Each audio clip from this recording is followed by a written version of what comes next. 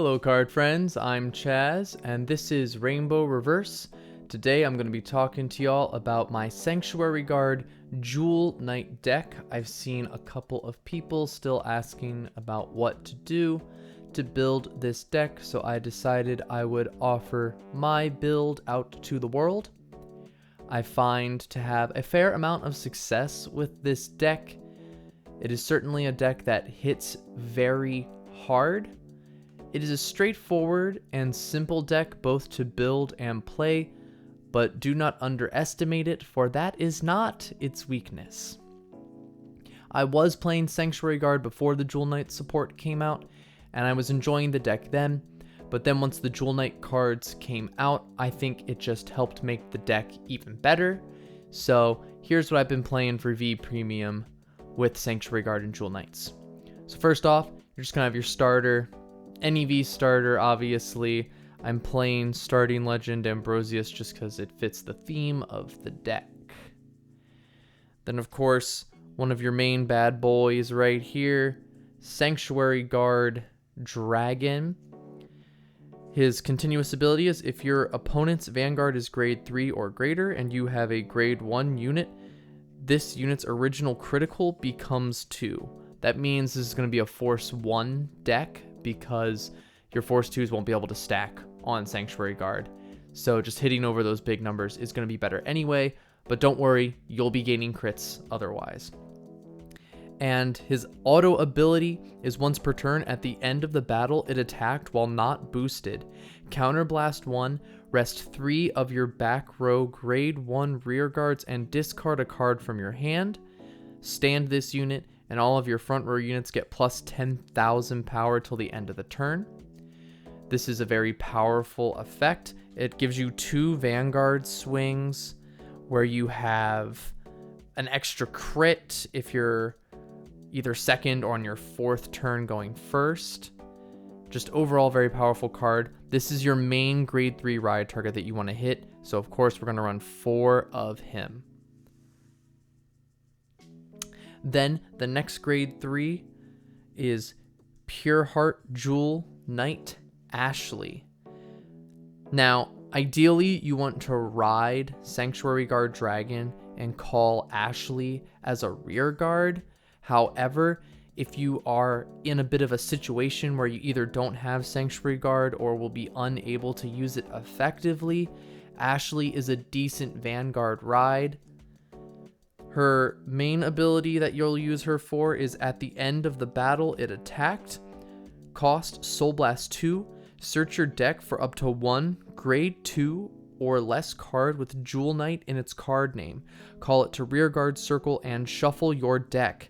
If this unit is on Vanguard Circle, call up to 2 cards instead of 1. And then her other ability is Auto, Vanguard, or Rearguard Circle. When your other unit is placed on this unit's circle, counterblast 1, and that placed unit gets plus 1 critical until the end of the turn. Now again, you want to try to keep Ashley as your rear guard with Sanct Guard as your Vanguard, so that way you can call additional units during your battle phase in addition to your restanding Vanguard, so you can get anywhere between 4 and 6 attacks in one turn. You will more often than not average 5. However, you can potentially get 6 attacks if you have 2 rear guard Ashleys. Also, being able to call over her with her call and giving that unit a critical plus Sanctuary Guards plus 10 and any effects you may get from triggers during your drive checks, very powerful. So we're running 4 Ashley also. Some people don't run 4, some people may run 2 or 3. However, I just find that you want to hit this piece as consistently as possible, and if you have to ride her, it's not the end of the world. In the original build, when I had Agnips, the other grade 3 that gave power, riding him was terrible. But if you ride Ashley, you can still do some decent combos, and then if you ride Sanct Guard over her a turn later, your Sanct Guard will have another critical on top of the one it'll already have. So that's it for grade 3s. Grade 2s, also very straightforward. Knight of Conquest Wigstan. Continuous on your rearguard circle. During your turn, if you have a Vanguard with Sanctuary Guard in its card name, this unit gets plus 5,000 power for each of your back row grade 1 rear guards. And then auto Vanguard or rearguard circle. When placed, counterblast 1, look at 7 cards from the top of your deck. Call up to 1 grade 1 card from among them to rearguard circle and shuffle your deck. So he is both a beater. He will be sitting at 25 on his own during a standard Sanctuary Guard turn, and 35 once Sanctuary Guard restands.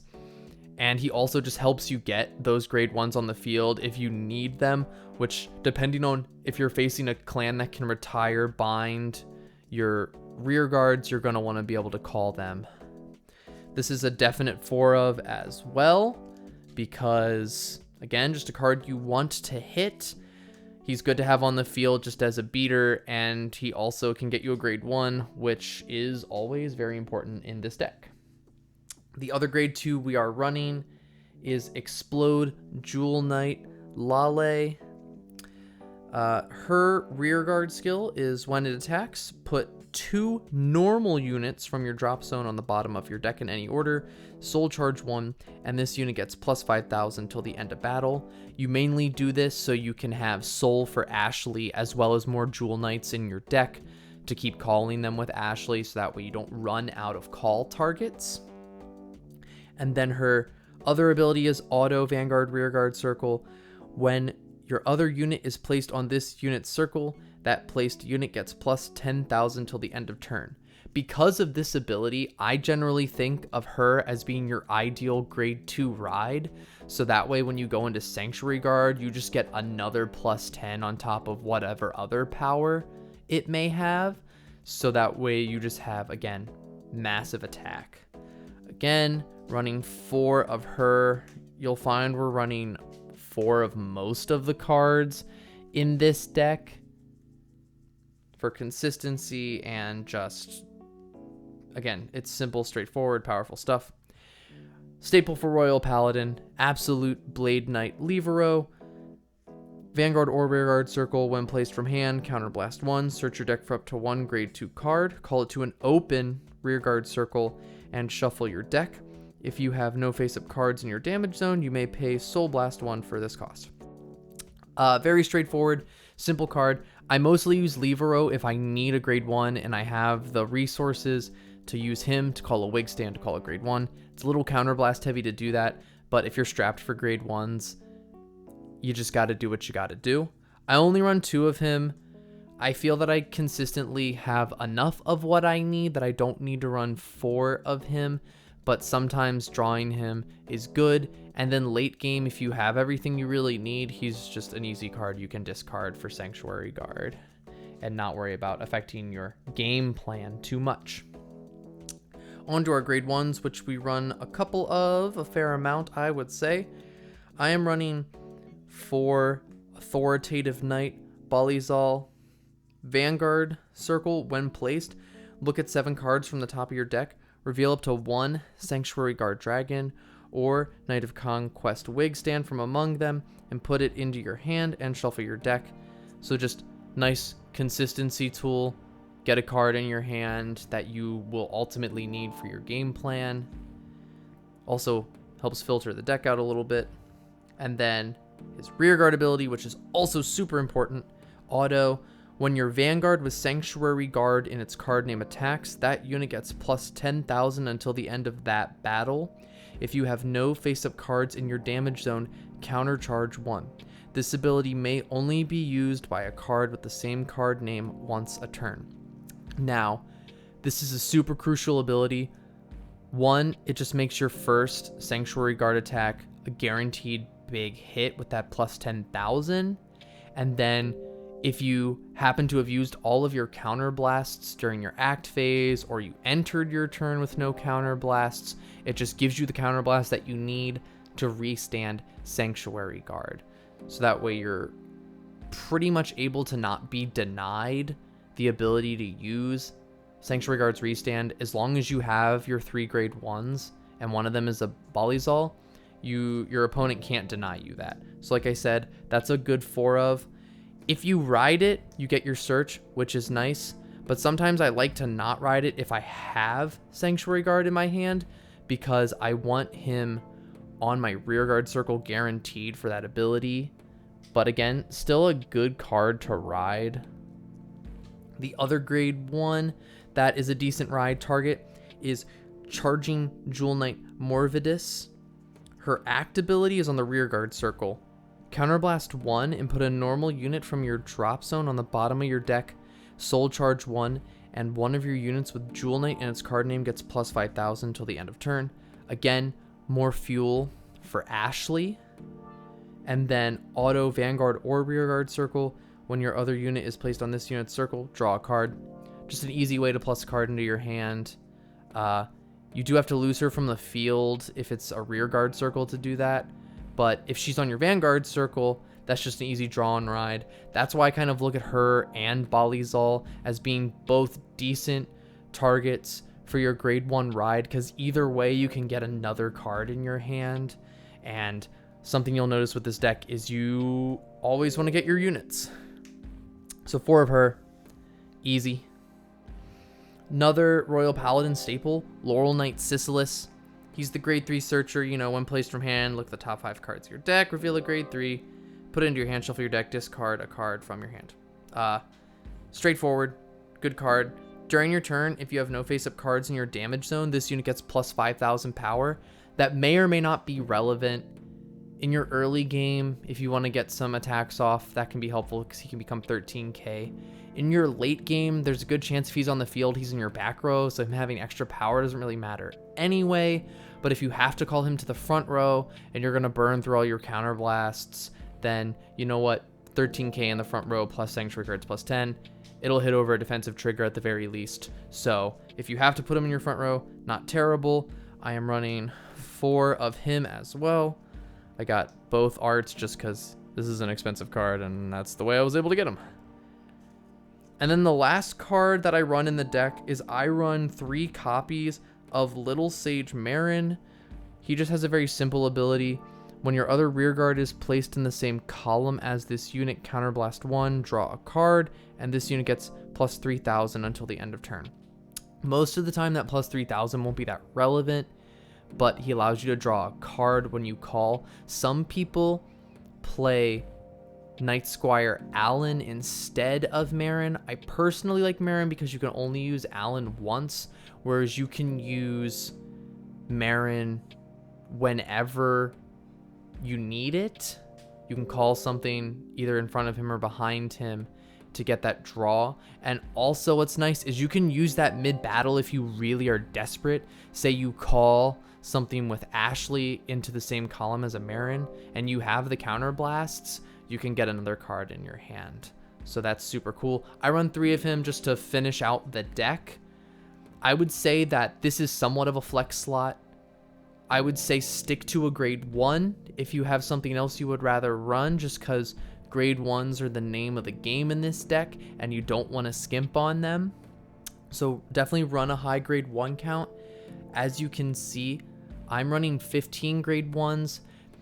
Originally, when I had the deck, I ran 16 grade 1s, but ever since I put in the Jewel Knights, I've gone down to 15, partially because just some upped consistency with the Jewel Knights themselves. What's also great about Ashley is if you just don't have those grade 1s in your back row, you're maybe, say, 1 card away from it, you can attack with Ashley before you attack with Vanguard, then just call the grade 1 Jewel Knight Morvidus to your back row, and then boom, now you have 3 grade 1s in your back row. So that's also very nice. So those are all of the normal units for the deck. Like I said, there's definitely some room you can play around with. You could play around with Sisylis a little. You could play around with the Marin slot a little bit. However, I still think Sisylis, just to get your grade 3s in hand, is super important. You don't want to miss the one you want to ride. Levero, maybe somewhat of a flex slot, though I do think he is just a really solid card in any Royal Paladin deck. As far as triggers go, this is also where there are some differences in deck lists. Obviously, you're going to have your 4 heals. That's just what I think you should have. You could go risky and go 16 crit with this deck, but I just don't think it's worth it. However, I do go 8 regular crits. You know, you're going to want to run those no matter what. Now, this is the part of your trigger lineup where there is some flexibility, definitely some room to play around depending on what your play style is. I run 12 crit. I play the crit sentinels in this deck because I think simply getting all those crits either stacked on Sanctuary Guard or on your rear guards is just how you win with this deck. And while a draw PG is nice because it can help get you pieces and also help you prevent a giant attack, just being able to hit more crits I tend to find is more crucial with this deck than trying to play a long defensive game. So that's why I run the crit sentinels. You could run 4 draw PGs, or you could even split it 2 crit sentinels, 2 draw PGs to keep somewhat of the high aggressiveness, but you have those perfect guards just in case. At least for my V version of this deck, this is the trigger lineup that I have found is the most successful for me personally. Things are a little different in my premium build of the deck, but that would be another video.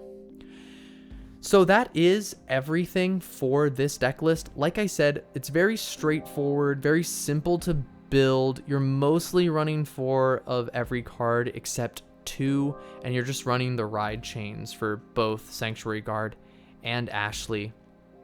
Either way, riding up, you'll find success. This is a very consistent deck. It's very powerful, so don't underestimate it.